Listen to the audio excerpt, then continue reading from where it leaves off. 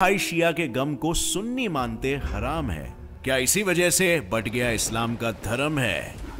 Hello friends, मैं हूं गौरव। और अगर आप नहीं जानते तो इस्लाम की असल में दो शाखाएं हैं, शिया और सुन्नी, जो वैसे तो एक ही धर्म में विश्वास रखते हैं, लेकिन इनके विचारों में जमीन और आसमान जितना अंतर है। पर सिर्फ विचारधाराएं नहीं, बल्कि इनके कुरान के विवेचन, हदीस, त्योहार, हज और यहाँ तक कि नमाज पढ़ने का तरीका भी बहुत ही अलग है। जैसे कि सुन्नी मुसलमान दिन में 5 दफा नमाज पढ़ते हैं और शिया मुसलमान बस सिर्फ 3 दफा। एक अपना माथा नमाज पढ़ते वक्त ईंट पर रखते हैं तो एक रखता है जमीन पर।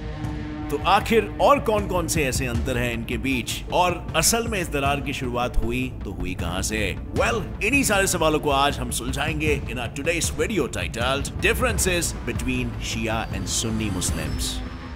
दुनिया के दूसरे सबसे बड़े धर्म इस्लाम के बंटवारे की शुरुआत हुई थी साल 632 में, जब पूरा इस्लामिक समाज मोहम्मद पैगंबर के मौत का शोक मना रहा था। पर पैगंबर के मौत के साथ साथ दूसरी चीज जो सबको सताए जा रही थी वो ये थी कि पैगंबर के बाद अब पूरे समाज को कौन संभालेगा, कौन बनेगा इस्लाम का अगला खलीफ या कह सकते हैं कैलिफ। लोगों के मन में सवाल आने का कारण यह था कि पैगंबर अपने पीछे कोई उत्तराधिकारी चुनकर नहीं गए थे। तो फिर ऐसे में लोगों ने खुद पैगंबर के उत्तराधिकारी को चुनने का ठान लिया, और उस समय बहुमत ने चुना अबू बकर को, क्योंकि वो ना सिर्फ पैगंबर के करीबी दोस्त और साथीदार थे, बल्कि वो सबसे पहले मुसलमानों में से भी एक थे। यानी कि वो फर्स्ट अरब्स में से थे जो मुसलमान धर्म में कन्वर्ट हुए थे, यानी जिसने उस धर्म को अपनाया था। और लोगों का ये मानना था कि उन्होंने इस्लाम की तरक्की के लिए काफी योगदान भी दिए थे। लेकिन वहीं पर दूसरी ओर एक और छोटा समूह उमड़ रहा था, जो पूरी तरह से पैगंबर के भाई और दामाद अली के हित में था, क्योंकि उस समूह का मानना था कि पैगंबर ने अपनी आखिरी हाज पर अली का हाथ लेकर लोगों से कहा था कि जिस किसी के लिए मैं मौला हूं, उनके लिए अली भी मौला है। और इसीलिए उस समूह का यह कहना था कि यह सरासर ये दर्शाता है कि अली ही पैगंबर के उत्तराधिकारी होने चाहिए। अब यह सुनकर आपको भी लग रहा होगा कि इस समूह का कहना बिल्कुल सही है, पर दरअसल ऐसा नहीं है, क्योंकि ये जो शब्द है ना मौला, उसके उर्दू में ढेरों मतलब निकलते हैं। अब जो अली का अनुसरण करने वाले थे वो शिया थे, उन्होंने इसका मतलब लीडर निकाला। वहीं जो अबू बकर के सुन्नी साथीदार थे, उनके लिए मौला का मतलब था दोस्त। और बस फिर यहीं से जन्म हुआ दो अलग मान्यताओं का, और यहीं से शुरुआत हुई इस्लाम में पड़ने वाली गहरी दरार की। पर ये जो सोच में दरार थी ना, वो पहले बस राजनीति तक ही सीमित थी, लेकिन फिर समय रहते ये दरार उनके तौर तरीकों में भी, उनके नमाज पढ़ने में और उनके विश्वासों में भी अंतर लाने लगी। और इनमें से कुछ अंतरों के बारे में आज हम जानेंगे। सबसे पहले तो बात करते हैं उनके नमाज पढ़ने के अंतर के बारे में। दिन में 5 दफा नमाज पढ़ना इस्लाम के 5 स्तंभों में से एक है, और इसका पालन शिया और सुन्नी दोनों करते हैं। लेकिन अब यहाँ पर आता है पहला अंतर। सुन्नीस पूरे दिन में 5 अलग अलग बार नमाज पढ़ते हैं, और वहीं पर शियाइट्स एक बार में 1-2 नमाजों को साथ में जोड़कर 5 नमाज तो पढ़ते हैं, लेकिन दिन में सिर्फ 3 ही दफा। अब ये चीज सुन्नीस भी कर सकते हैं, लेकिन सिर्फ तभी ही जब वो सफर पर हो या किसी काम के कारण वो 5 अलग अलग बार नमाज नहीं पढ़ पा रहे। पर अंतर सिर्फ यहीं पर नहीं है, बल्कि इनके नमाज पढ़ने के तरीके में भी है। जैसे कि सुन्नीस नमाज पढ़ते वक्त अपने हाथों को क्रॉस करके खड़े रहते हैं, और शियाज अपने हाथों को साइड में रखते हैं। और जब नमाज के वक्त माथा नीचे टेकना होता है, तब सुन्नीस जमीन पर अपना सर रखते हैं, और शियाइट्स एक मिट्टी के कॉइन या फिर टैबलेट पर रखते हैं, जिन पर हुसैन और पैगंबर के परिवार वालों का नाम तराशा हुआ होता है। ये टैबलेट्स दरअसल तुरबा नाम की एक मिट्टी से बना होता है, और ऐसा माना जाता है कि अल्लाह ने कायनात बनाते वक्त इसी मिट्टी का इस्तेमाल किया था।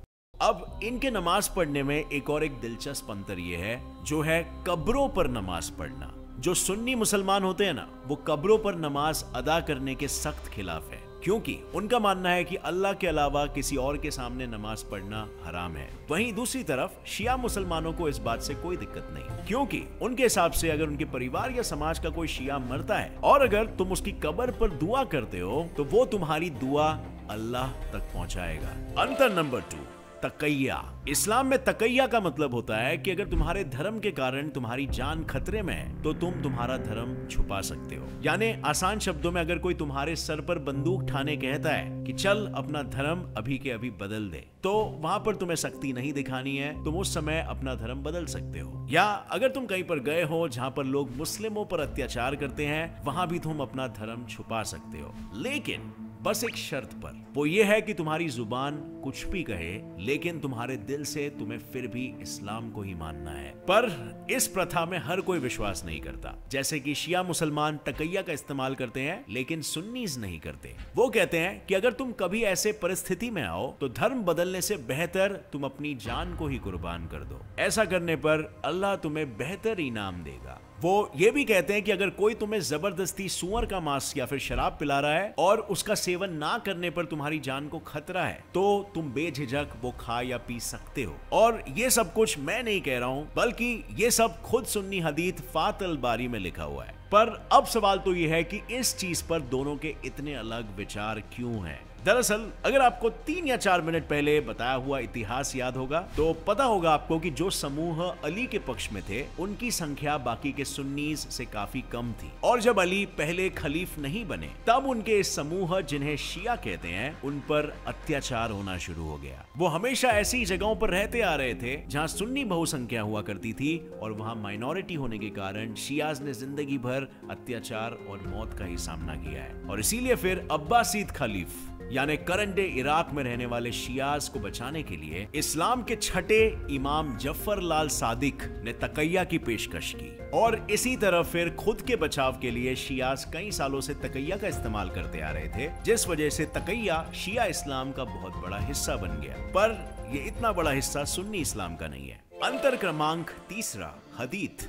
अब हालांकि कुरान को इस्लाम की सबसे महत्वपूर्ण किताब कहा जाता है, लेकिन इस्लामिक कानूनों में हदीथ के इंटरप्रिटेशन का बड़ी मात्रा में इस्तेमाल किया जाता है। पर शिया और सुन्नीस दोनों के हदीथ अलग अलग होते हैं। शियाज सुन्नी इस्लाम के कुतुब अल सिता को अस्वीकार करते हैं और सुन्नीज शिया इस्लाम की 4 किताबों को। अली और उसके परिवार की कुर्बानियों को मानने वाले शियाइट्स सिर्फ उन्हीं हदीथ को ज्यादा महत्व देते थे जो अली, उनके परिवार और पैगंबर के करीबी साथीदारों द्वारा लिखी गई हो। पर सुन्नी इस पैगंबर के सारे 12,000 साथीदारियों के हदीथ को समान महत्व देते थे। और इसी वजह से शियाज ने अपने किताबों में सिर्फ अली और पैगंबर के परिवार वालों के ही हदीथ लिए हैं, और सुन्नीज ने पैगंबर के हर साथीदार के हदीथों को अपने 5 किताबों में जोड़ कर लिया है। अब फ्रेंड्स, यहाँ तक आपको बहुत कुछ समझ में आया होगा। अब हम बात करते हैं अंतर नंबर चौथे की, अलग त्योहार। वैसे तो हर मुस्लिम सारे बड़े बड़े इस्लामिक त्योहार मनाते हैं, जैसे कि रमजान, ईद, मुहर्रम एटसेट्रा। पर यहाँ पर अंतर इस वजह से आता है कि वो ये त्योहार को अलग अलग कारणों के वजह से मनाते हैं। जैसे कि अगर हम मुहर्रम की बात करें तो मुहर्रम का 9वां और 10वां दिन होता है अशूरा का, जब शिया मुसलमान पैगंबर के नवासी हुसैन की मौत का शोक मनाते हैं। ये दरअसल कोई त्योहार नहीं है, लेकिन ये शिया इस्लाम का एक बहुत ही बड़ा हिस्सा है, क्योंकि उसी दिन पे करबाला में पैगंबर के नवासी और अली के बेटे हुसैन और उसके पूरे परिवार को जंग में भयानक तौर से कत्लेआम कर दिया गया था। अब इस दिन पे शोक हर शिया मुसलमान मनाता ही है, लेकिन कुछ खुद के पीठ को या छाती को जोर जोर से हाथों। अंतर नंबर 5, हज। इस्लाम के 5 स्तंभों में से एक मक्का मदीना का हज भी है, और हर मुसलमान को अपनी जिंदगी में कम से कम एक बार हज करनी तो पड़ती है, फिर चाहे वो शिया हो या सुन्नी। पर शिया इस्लाम में सिर्फ एक ही लाजमी हज नहीं है, बल्कि हर शिया मुसलमान को जिंदगी में एक बार तो अरबाहीन हज पर भी जाना पड़ता है, हुसैन की कब्र पर श्रद्धांजलि देने के लिए। और 2018 में करीबन 17 मिलियन यानी कि 170 लाख लोग करबाला पर गए थे, और हर साल लगभग इतने ही लोग हज पर भी आते हैं, जिस वजह से अरबाहीन को दुनिया के सबसे बड़े हजों में से एक माना जाता है।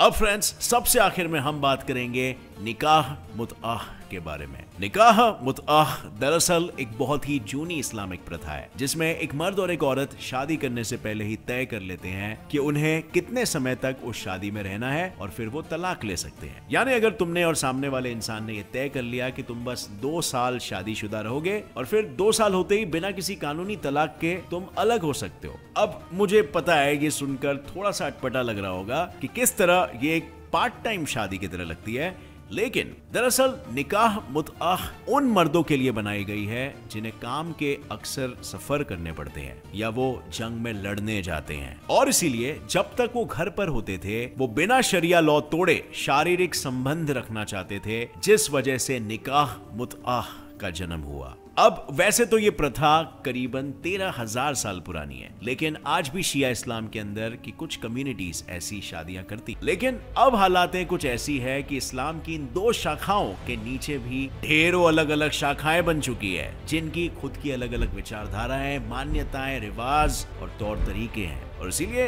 ये कहना सही नहीं होगा कि आज मैंने बताई हुई चीजें हर शिया या हर सुन्नी मुसलमान करता ही होगा। और फ्रेंड्स, आज के इस वीडियो का उद्देश्य किसी भावनाओं को या विश्वासों को ठेस पहुंचाना नहीं था। इसका उद्देश्य बस लोगों तक जानकारी और अवेयरनेस लाने का था। और अगर आपको लगता है कि मैंने इन दोनों भी ग्रुप्स के बीच का किसी इंपॉर्टेंट डिफरेंस का जिक्र नहीं किया हो, तो आप मुझे नीचे कमेंट सेक्शन में बताना, वो लोगों के आंखों के सामने भी आ जाएगा। और साथ ही अगर आपको इस वीडियो से कुछ भी नया सीखने मिला तो एक लाइक जरूर ठोकना। मेरे channel gets it fly fact को भी सब्सक्राइब कर लो और बेल नोटिफिकेशन ऑन कर लो, ताकि आगे आने वाली ऐसे इंटरेस्टिंग, नॉलेजेबल और क्यूरियस वीडियोस आप तक हमेशा पहुंचते रह सके।